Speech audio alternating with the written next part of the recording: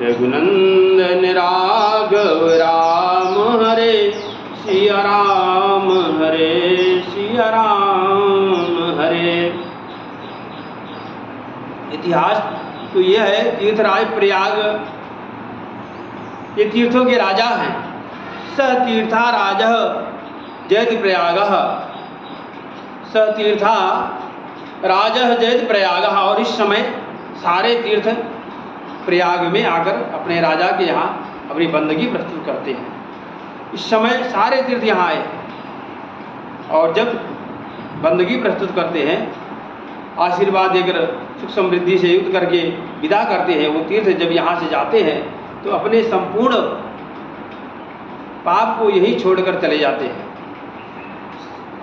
सारे तीर्थ बोलो, छोटी छोटे जो तीर्थ हैं, छोटे छोटी जो नदियाँ हैं, छोटे छोटे, वो सब पूरे आते हैं और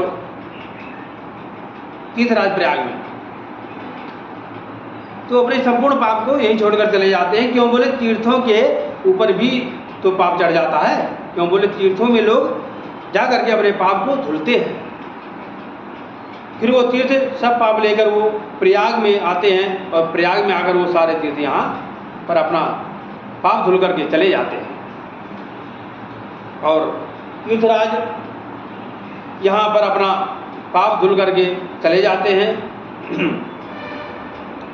प्रयाग तीर्थराज प्रयाग जब सारे तीर्थ अपना अपना पाप यहाँ धुल करके चले गए तो तीर्थराज प्रयाग के सिर पर पाप का बोझ चढ़ जाता है। कहाँ ले जाएं?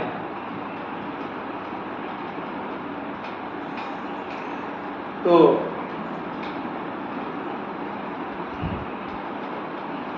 माघ मेला भी था। शिवरात्रि पर्यंत लोग आकर के स्नान करके जब सब अपना पाप ताप संताप छोड़ करके चले गए तो तीर्थराज प्रयाग उस पाप के बोझ से काले पड़ जाते हैं।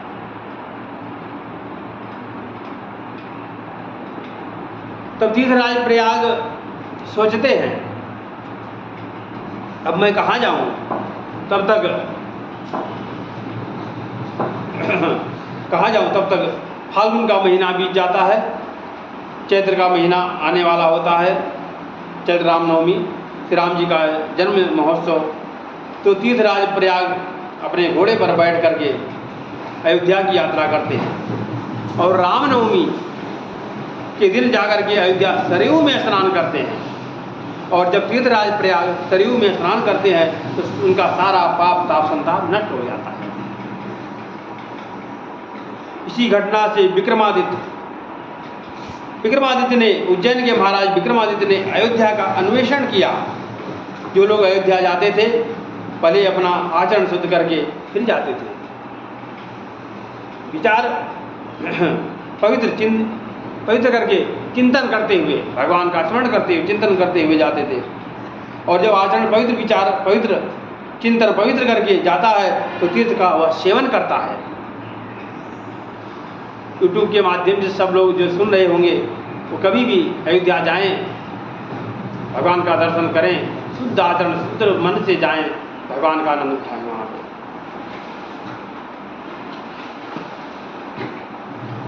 देश विदेश में कथा सुन रहे यूट्यूब के माध्यम से वो भी सब ध्यान दें। अब तो तीर्थ में जाकर के लोग तीर्थ के जल का सेवन नहीं करते, अभी तो विदेश वाले जल का सेवन करते हैं होटलों में बैठ करके। और क्या बोले, तीर्थों में बड़े बड़े 5 स्टार 7 स्टार होटल बन गए बने हुए। इसका परिणाम क्या होगा? विचार करो, उन होटलों का जो मानक है पूरा किया जाएगा और उनके मानक क्या क्या होते हैं आप सबको मालूम होगा, बड़ी भांति से मालूम है, तो बताने की जरूरत नहीं है। तीर्थों में जो होटल होंगे उसमें सारे दोष प्रकट हो जाएंगे, जैसे सुरा भक्षा भक्ष। ये अच्छी बात नहीं है। आप सब जाएं तीर्थों में जाएं, अच्छे अच्छे मंदिरों में ठहरें। तीर्थों में लोग जाते हैं मन के शांति के लिए जाते हैं। तीर्थों को विकास के नाम पर अशांत कर दिया जाए तो फिर व्यक्ति शांति के लिए कहाँ जाएगा? ये बहुत बड़ा प्रश्न है।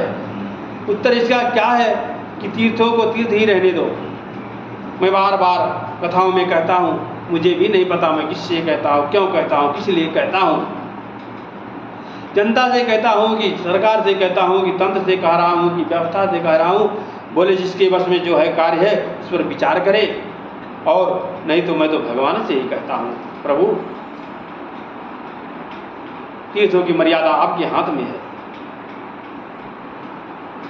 प्रभु आप ही सबकी बुद्धि शुद्ध करो, तीर्थों की मर्यादा बचाओ। हाथ जोड़कर प्रभु से यही प्रार्थना करता हूँ, तीर्थों की मर्यादा आप ही बचाओ प्रभु। पहले लोग अयोध्या जाते थे, सरयू स्नान करके करते थे, बड़े अच्छे मंदिरों में ठहरते थे, प्रसाद पाते थे, जो भी प्रसाद मिलता था भगवान की इच्छा से प्रसाद ग्रहण करते थे और खूब आनंद लेते थे और खूब दर्शन करते थे। सरयू स्नान करते थे, उसके बाद हनुमानगढ़ी हनुमान जी का दर्शन करके कनक बिहारी का दर्शन करते थे, राम जन्मभूमि का दर्शन करते थे, रामलला का दर्शन करते थे, और संतों का मिलन होता था। संतों का दर्शन और जगह जगह कथाएं होती थी, वहाँ कथा सुनो, भगवान कथा आनंद लो। जगह जगह 10-15 महात्मा बैठ जाते थे और कथा प्रारंभ हो जाती थी, कथा करते थे, आनंद लेते थे भगवान का। ना हम बसामि वैकुंठे योगी नाम न च गृहे मद भक्त्या यत्र गायन्ति तत्र तिष्ठामि नारदा। मैं तो भगवान बोले मैं वहीं रहता हूँ जहाँ भक्त मेरे राम हमारे नाम का गुणानुवाद करते हैं, हमारी कथा करते हैं। तो 10-15 महात्मा बैठ जाते हैं और कथा प्रारंभ हो जाती है और सुनते थे। मणि रामदास छावनी में कथा, विश्वामित्र आश्रम में कथा, बड़े बड़े अच्छे मंदिरों में, जानकी महल में कथा, कथा कुंज में कथा, हमारे स्वामी जी के आश्रम में कथा, सरयू के तट पर लक्ष्मण किला में कथा, उसी उद्यान में कथा, वशिष्ठ भवन में कथा, बहुत सुंदर तो दादी मठ, असरबी भवन, विजय राघव, ये सब कथा यहाँ पे जो है साधु संत बैठ जाते और कथा प्रारंभ हो जाती, कथा करते थे और कथा में आनंद लेते थे। चारों तरफ अयोध्या में बड़े बड़े विद्वान बैठते थे और आनंद लेते थे कथाओं का।